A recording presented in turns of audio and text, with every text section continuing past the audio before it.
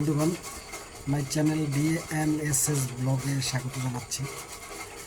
বন্ধুগণ, আপনারা জানেন আজকে কয়েকটা দিন, অনেকেই জানেন, দেখেছেন, আজকে কয়েকটা দিন আমরা বৈদ্যুতিকভাবে যে একটা মানুষকে, সাধারণ মানুষকে যে লুটার একটা প্ল্যান বা চুরির একটা প্ল্যান আজকে কয়েকটা দিন আমরা মিটারে সেটা আমরা উপলব্ধি করতে পারতেছি। সাধারণ জনগণের মিটার টাকা ঢোকানোর সাথে সাথে কারো 200, 250, 300 এভাবে কেটে নিয়ে যাওয়া হচ্ছে। মানুষকে লুটের একটা লিমিটেশন থাকা উচিত। তো আসলে কি বলবো, এটা আপনারা কম বেশ সবাই জেনেছেন, দেখেছেন। আর গ্যাসের কথা আপনাদেরকে নতুন করে কি বলবো, আজকে দীর্ঘদিন যাদের লাইন গ্যাস ছিল, যাদের বাসায় গ্যাসের লাইন, তারা আজকে কয়েকটা দিনই অনেক কষ্ট করে খাওয়া দাওয়া থেকে শুরু করে সব কিছুতেই ভোগান্তি উপলব্ধি করতে পারতেছে। আর দ্রব্যমূল্যের কথা আপনারা কম বেশ সকলেই বাজারে যাচ্ছেন, বাজার করতেছেন, দেখতেছেন আসলে বাংলাদেশের পরিস্থিতি, বাংলাদেশের কি হচ্ছে, মানে কেমন বাংলাদেশ ছিল আমাদের। হ্যাঁ, একটা জঙ্গি অভ্যর্থন, একটি জঙ্গি ষড়যন্ত্র, একটি জঙ্গি হামলার মাধ্যমে আমাদের বাংলাদেশটাকে ষড়যন্ত্র করে ধ্বংসের মুখে দাঁড় করিয়ে দিয়েছে বন্ধুগণ। সেটা কম বেশ আপনারা সবাই দেখেছেন, দেখতে পাচ্ছেন। তো এটা নিয়ে কী বলবো।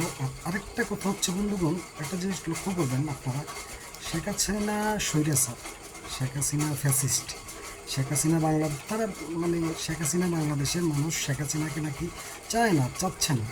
তো তাহলে বর্তমান সরকার বা দেশ বিরোধী যারা ষড়যন্ত্রের সাথে লিপ্ত ছিল, আমাদের বাংলাদেশের নতুন পার্টি চিলড্রেন পার্টি, তারপরে জামাতের কথা কি বলবো, তারা 1971 পর থেকেই বাংলাদেশ বিরোধী ষড়যন্ত্র করে আসছে।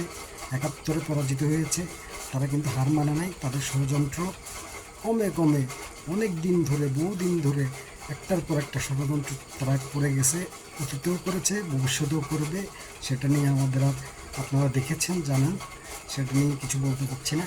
তবে আমার প্রশ্ন, শেখ হাসিনা যদি বাংলাদেশের আপনার জনপ্রিয় ব্যক্তি না হয়ে থাকে, বাংলাদেশ আসতে তাকে ফাঁসি দিবে বা যাই করুক, হ্যাঁ, এত জনপ্রিয় ব্যক্তি না, শেখ হাসিনাকে কেউ চাচ্ছে না, বাংলাদেশের মানুষ চাচ্ছে না, তাহলে শেখ হাসিনা আসবে বা আসার কথা শুনে সরকার বা দেশ বিরোধী কিছু দল এত ভয় পাচ্ছে কেন? এটা আপনাদের কাছে আমার প্রশ্ন। আর দ্বিতীয় প্রশ্ন হচ্ছে, কালকে 5ই আগস্ট উপলক্ষে শেখ হাসিনা একটি সাংবাদিকদের সাথে লাইভ কিংবা একটি অনুষ্ঠানের মাধ্যমে উপস্থিত থাকার কথা ছিল বা কথা আছে। তো শেখ হাসিনা সেই লাইভ কনফারেন্স বা সাংবাদিকদের কথার উত্তর দেওয়ার জন্য, হ্যাঁ, লাইভ কালকে সাংবাদিকদের মুখোমুখি হবেন।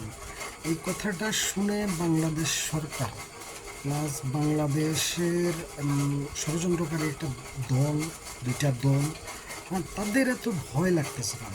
সরকারের উপদেষ্টা, সরকারের কিছু লোক বারবার এই ভারতের কাছে রিকোয়েস্ট করতেছেন শেখ হাসিনার এই অনুষ্ঠানটা যেন অনুষ্ঠিত হতে না দেয়, সেজন্য রিকোয়েস্ট করতেছেন। তো এত ভয়, শেখ হাসিনা তো কিছুই না, শেখ হাসিনা তো মানে কী বলবো, কোনো জনপ্রিয়তাই নেই শেখ হাসিনা। তাহলে শেখ হাসিনাকে নিয়ে এত ভয় কেন পাচ্ছে, সেটা আপনারা জানাবেন, বুঝবেন। আরেকটা জিনিস হচ্ছে, আপনারা লক্ষ্য করেছেন কিনা জানি না, বিশ্বের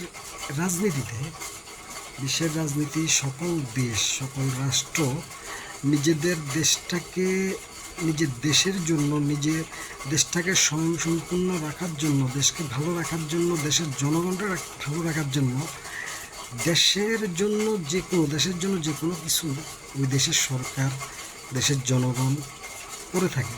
কিন্তু আমাদের দেশের কিছু জঙ্গি, কিছু কী বলবো, দেশদ্রোহী কখনো চায়নি বাংলাদেশে থাকুক।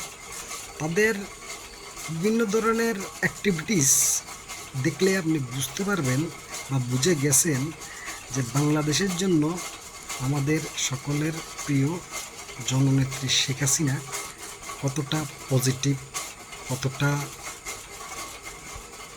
দেশপ্রেম, সেটা ইতিমধ্যেই তাদের মব, তাদের অ্যাক্টিভিটিস, তাদের সরকারের বিভিন্ন ধরনের প্রতিক্রিয়ায় আপনারা বুঝে গেছেন, দেখেছেন। তবে এটা শিওর বা এটা জনগণ বুঝে গেছেন, এটা জনগণ জানেন।